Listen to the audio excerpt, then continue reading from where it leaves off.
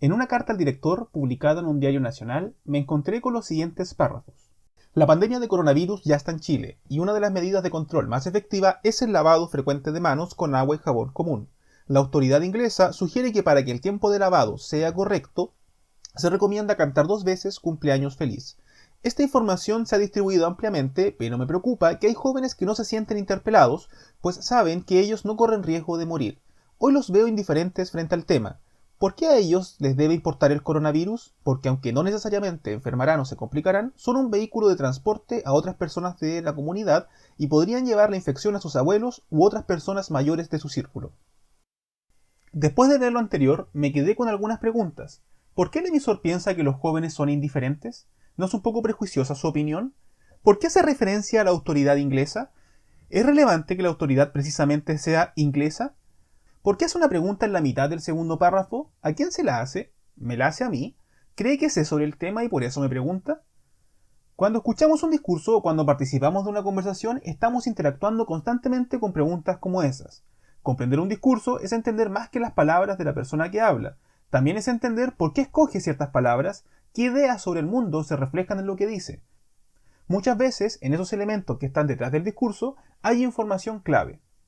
Por ejemplo, en la situación anterior, la emisora ocupa a la autoridad inglesa como respaldo para sus afirmaciones porque está reconociendo que lo que diga esa entidad es importante, y al reconocer esa importancia hay una valoración más profunda que incluso podría ser política.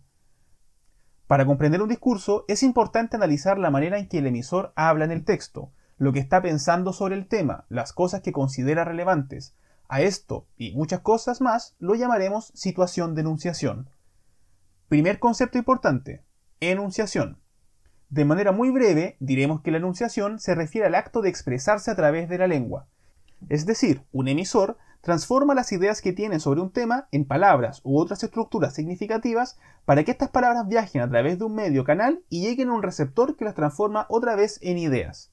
La palabra enunciación se refiere a la capacidad de comunicar nuestras ideas con otros utilizando el lenguaje. Fíjate que en la definición anterior estamos considerando que hay al menos 3 participantes de la enunciación: la persona que enuncia, la persona que recibe lo enunciado y el tema sobre el que se enuncia. El concepto situación de enunciación se utiliza para describir las relaciones que se pueden reconocer entre estos 3 participantes. Y entonces, analizar una situación de enunciación consiste en identificar en un discurso los participantes de la enunciación y describir las relaciones que establecen a través de las palabras. Analizar una situación de enunciación es una herramienta fundamental en el análisis de discursos. Es fácil imaginarse una situación de enunciación en instancias de conversación oral. Piensa, por ejemplo, en la conversación que se establece entre el vendedor de una multitienda y un cliente que entra casualmente al recinto. El vendedor se le acerca y dice: ¿lo ayudo? El cliente, que no está particularmente interesado en comprar, contesta amablemente: no gracias, solo estoy mirando. El vendedor insiste: tenemos televisores en descuento. Todo Smart TV y pantallas curva está con un 20% de rebaja. El cliente replica: no se preocupe, por ahora no veo nada que me interese. Pero el vendedor continúa: para ayudarlo, lo más nuevo que nos ha llegado son estos televisores 3D Ultra 8K. Son mucho mejores que los antiguos Smart TV. Antes usted solo podía ver la imagen, ahora prácticamente la puede tocar. Mi cuñada compró uno de estos para su hija y me dice que le ha salido muy bueno. Ellas lo ocupan harto para jugar y me dice que la imagen es muy impresionante. Mire, véalo usted mismo, estoy seguro de que le va a interesar. Bien, ¿cómo describiríamos la situación de enunciación en el ejemplo anterior? Partamos diciendo que la primera persona que enuncia, o enunciador, es el vendedor. Después el rol cambia y aparece el cliente como otro enunciador. En una conversación eso es constante, los roles se van intercambiando. Por lo tanto, la persona que recibe lo enunciado, es decir, el enunciatario, es en un inicio el cliente y después el vendedor. En realidad, eso depende de quién está hablando. Y las ideas que se enuncian, es decir, lo enunciado. A ver, ¿sobre qué están hablando los interlocutores? Podríamos decir que sobre televisores, o sea, el vendedor se refiere principalmente a ese tema. Perfecto, ahora que sabemos quién es quién, viene lo interesante. ¿Qué piensan los enunciadores sobre los otros participantes de la enunciación? Es decir, ¿qué piensa el enunciador sobre el enunciatario? ¿Qué piensa el enunciador sobre lo enunciado? Consideremos solo lo que dice el vendedor. Miremos sus palabras. Primero, fíjate que hay por lo menos 3 veces en que el enunciador, el vendedor, se refiere al enunciatario, o sea, el cliente. En al menos 2 le ofrece ayuda. Generalmente, uno ofrece ayuda a una persona cuando la ve en problemas. Por lo tanto, para responder a la pregunta ¿qué piensa el enunciador sobre el enunciatario?, ya tenemos un punto. El enunciador piensa que el enunciatario está en problemas. Lo que acabamos de hacer es eso que llamamos leer entre líneas. A partir de la información que es evidente en el texto, llegamos a una conclusión o inferencia sobre las ideas del vendedor. Vayamos un poco más allá. ¿Cuáles son los problemas que el vendedor ve en el cliente? ¿De qué manera el vendedor piensa que podrá ayudarlo? Los problemas que puede estar viendo el vendedor es que el cliente no sabe qué comprar. Es decir, está en una tienda, probablemente en la sección de televisores, mirando. Eso ya es un indicio que al vendedor le permite deducir que el cliente, a pesar de lo que diga, tiene la intención de comprar. Por lo tanto, podemos interpretar que el enunciador piensa que sabe más que el enunciatario y por lo tanto lo puede orientar. Esa idea, piensa que sabe más que el enunciatario, es importantísima porque nos permite ver que el enunciador se pone en una jerarquía de conocimientos sobre televisores y que por lo mismo lo llevará a dominar el diálogo y a utilizar estrategias que le permitan acercar el tema al enunciatario. De hecho, fíjate en los ejemplos que da. Alude a los usos que podría darle al televisor, de manera que al enunciatario le quede más claro cómo es el producto que promociona, y además lo incita a mirarlo, para que conozca mejor la nueva tecnología. Acabamos de hacer una lectura detrás de las líneas. Estamos interpretando lo que piensa el enunciador más allá de lo que podemos ver como evidente en el texto. Estamos describiendo el punto de vista del enunciador, es decir, cómo ve la situación de enunciación y desde dónde la mira. Volvamos a la pregunta. ¿Qué piensa el enunciador sobre el enunciatario? Una respuesta más completa sería: el vendedor, como enunciador, piensa que maneja más información que el enunciatario.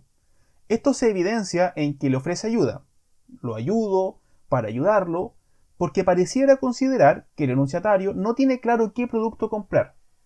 Asimismo, le explica cómo es el producto a través de ejemplos y demostraciones concretas. ¿Qué hicimos para responder esta primera pregunta? En primer lugar, determinamos al enunciador, es decir, decidimos que solo miraríamos lo que dice uno de los interlocutores, en este caso, el vendedor. En segundo lugar, buscamos en el texto las partes en que el enunciador habla sobre el enunciatario. En tercer lugar, inferimos significados a partir de la forma en que el enunciador se refiere al enunciatario. En cuarto lugar, interpretamos el punto de vista que adopta el enunciador a partir de lo que piensa sobre el enunciatario. Y finalmente, justificamos la interpretación con evidencias del texto. Bien, la segunda pregunta. ¿Qué piensa el enunciador sobre lo enunciado? Recordemos que, en este ejemplo, lo enunciado corresponde a los televisores. El enunciador habla sobre televisores en descuento, Smart TV, pantallas curvas y televisores 3D Ultra 8K. Para el enunciador, ¿hay diferencias entre estos 3 televisores o son todos iguales? Para el enunciador, ¿hay diferencias entre estos televisores o son todos iguales? Para él los mejores son los televisores 3D Ultra 8K.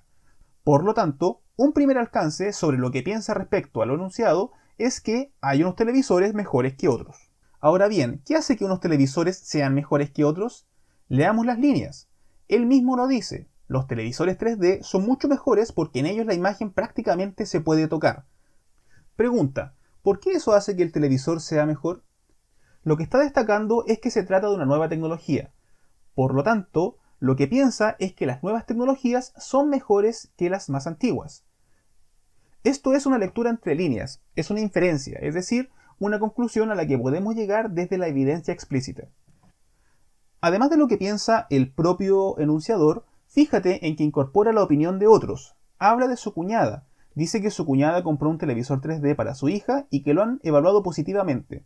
Lo ocupa para jugar, la imagen es muy impresionante. Eso es algo importante. Eso es lo que opinan otras personas, pero el enunciador lo incorpora a su discurso para reforzar su punto de vista. Ese es un recurso muy usual en la enunciación, ocupar las palabras de otros, y no solo para apoyar, también se pueden ocupar para discutir lo que dicen, no estar de acuerdo, o simplemente a modo de ejemplo. En este caso, ¿qué aspectos del televisor destacan la cuñada y la hija? Primero, el uso. Ella lo ocupa para jugar. Por otro lado, se refieren a la calidad de la imagen. Ambos aspectos se refieren a lo que se experimenta cuando se ocupa el producto, por lo tanto, lo que destaca a los usuarios es la buena experiencia. En conclusión, al momento de analizar lo que piensa el enunciador sobre lo enunciado, también hay que fijarse en si utiliza las opiniones de otros, y sobre todo, cómo utiliza esas opiniones. Entonces, ¿cómo respondemos a la segunda pregunta? Una respuesta muy breve sería: el enunciador piensa que las tecnologías más nuevas son mejores. Esto se evidencia cuando destaca que la imagen 3D es mejor que la de los antiguos Smart TV. Además, incorpora la opinión de otros enunciadores externos a su discurso, que se refieren a aspectos del producto, como el uso y la calidad de la imagen. Al seleccionar estos dos criterios, se evidencia que para el emisor la experiencia permite juzgar que algunas cosas sean mejor que otras. Y ahora, ¿qué hicimos para responder a la segunda pregunta? En primer lugar, determinamos al objeto de la enunciación, es decir, lo enunciado. Luego, buscamos en el texto las partes en que el enunciador habla sobre lo enunciado. Enseguida, inferimos significados a partir de la forma en que el enunciador se refiere a lo enunciado. Luego, buscamos en el texto las partes en que el emisor ocupa las palabras de otros enunciadores externos. Enseguida, inferimos significados a partir de la forma en que estos otros enunciadores se refieren a lo enunciado. Luego, interpretamos las motivaciones del enunciador para ocupar las palabras de otros enunciadores. Y finalmente, justificamos todo el análisis con evidencias del texto. Esto que acabamos de hacer es analizar la situación de enunciación de un discurso, es decir, identificamos los participantes de la enunciación y describimos las relaciones que se establecen a través de las palabras. Para terminar, conceptos que fueron relevantes en esta explicación. Enunciación, es decir, el acto de expresar ideas a otros mediante las palabras. Situación de enunciación, las relaciones que establecen los participantes durante la enunciación. Enunciador, el participante que emite el enunciado, o sea, la persona que habla. Enunciatario, el participante que recibe el enunciado, esto es, la persona que escucha o lee. Lo enunciado, el objeto o tema sobre el que se centra la enunciación. Al analizar una situación de enunciación de un discurso, identificamos a cada uno de los participantes y describimos la forma en que se relacionan. En el ejemplo, nos fijamos en lo que piensa el enunciador de los otros dos elementos. A través del ejercicio de figurarse lo que piensa un participante sobre los otros, podemos interpretar las relaciones más profundas de un discurso. En una instancia de comunicación oral, como un diálogo o una conversación, visualizar a cada participante no es tan difícil. Sin embargo, en un documento escrito, como una columna de opinión o un reportaje, a veces suele ser más complicado. En la carta al director sobre los jóvenes y el coronavirus, el enunciador utiliza una pregunta al medio del segundo párrafo. ¿Por qué a ellos les debe importar el coronavirus? A través de este recurso, el emisor nos demuestra qué piensa sobre el enunciatario. Al igual que el vendedor de televisores, este emisor considera que tiene un manejo del tema más amplio que el enunciatario. Por lo tanto, en la carta le explica sobre este conocimiento que a su juicio el lector no sabe. Y más aún, incluso podemos deducir que el enunciatario ni siquiera son los jóvenes. Los jóvenes son parte de lo referido. Fíjate que habla de ellos, no de tú o de ustedes. Entonces, ¿a quién le habla? En el diálogo del vendedor y el cliente nos quedaba claro quién era quién, pero en el caso del discurso escrito, el tema se complejiza un poco más.